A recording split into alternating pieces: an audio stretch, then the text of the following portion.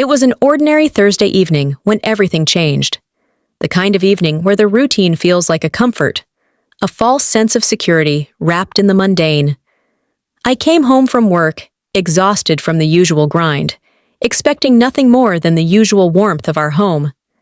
Emma had made lasagna, her specialty. The scent of garlic and cheese filled the air, mingling with the soft hum of the television playing in the background.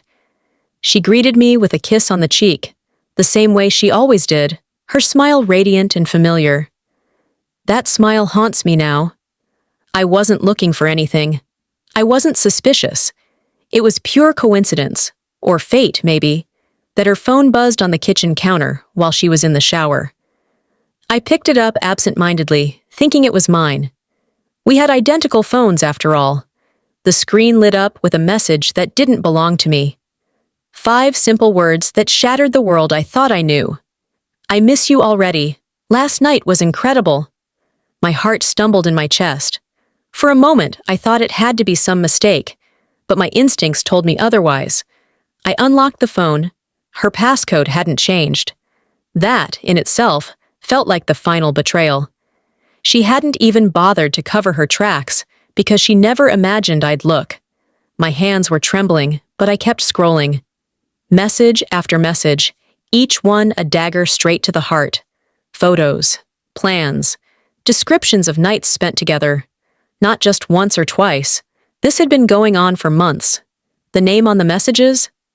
Mark, my best friend since college. The man I'd trusted more than anyone outside of family. The godfather to my son. I don't remember how long I sat there, staring at the screen. My mind played back every interaction between them.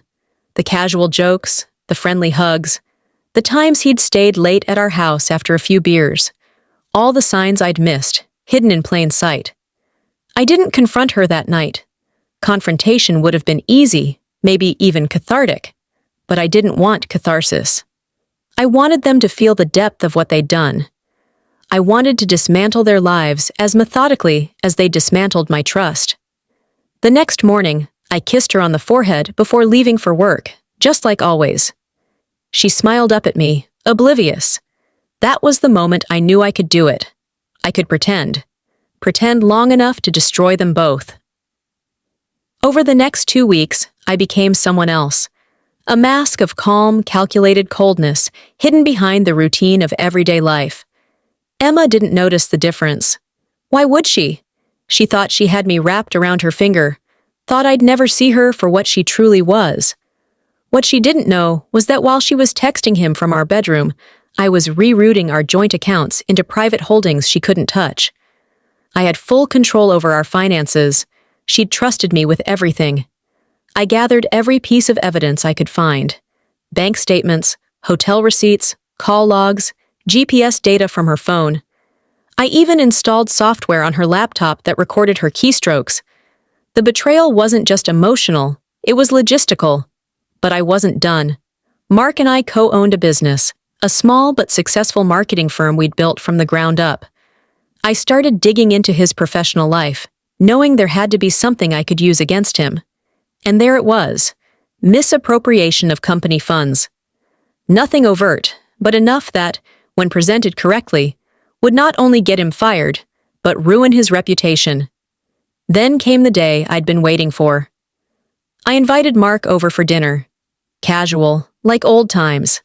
Told him Emma was making his favorite dish, that we should catch up. She played along perfectly, laughing and smiling as she cooked, oblivious to the storm brewing right under her nose. We sat at the table, the 3 of us, pretending to be the perfect trio of friends. They thought they'd gotten away with it, that their secret was safe. I waited until the plates were cleared, until the wine glasses were refilled, and then I stood up. "To friendship," I said, raising my glass. They smiled, lifting theirs in return. "And to marriage," I added, locking eyes with Emma. She gave me that same warm smile, the one I'd fallen in love with years ago. "And most importantly," I continued, my voice steady, "to the truth." I pulled out my phone and began reading the messages aloud, word for word, every filthy detail. The room fell into a suffocating silence. Emma's face turned ghostly pale. Mark stammered, his mouth opening and closing like a fish out of water, searching for excuses that wouldn't come. I didn't give them the chance to speak. I slid 2 envelopes across the table. One was for Emma. Divorce papers, meticulously prepared, with a detailed breakdown of how she'd walk away with nothing. Not the house, not the savings, not even the car she drove every day. The other envelope was for Mark, documentation of his financial misconduct, along with a formal letter of termination from our company. I'd already met with our board, already set everything in motion. His career was over. Emma reached out, tears streaming down her face. "It was a mistake," she whispered. "No," I replied coldly. The mistake was thinking I wouldn't find out. I didn't yell. I didn't throw anything. My revenge was in the precision, in the cold efficiency with which I dismantled their lives. I left them there, sitting in the ruins of their betrayal, not with fury, but with the quiet satisfaction that comes from knowing I'd taken everything back.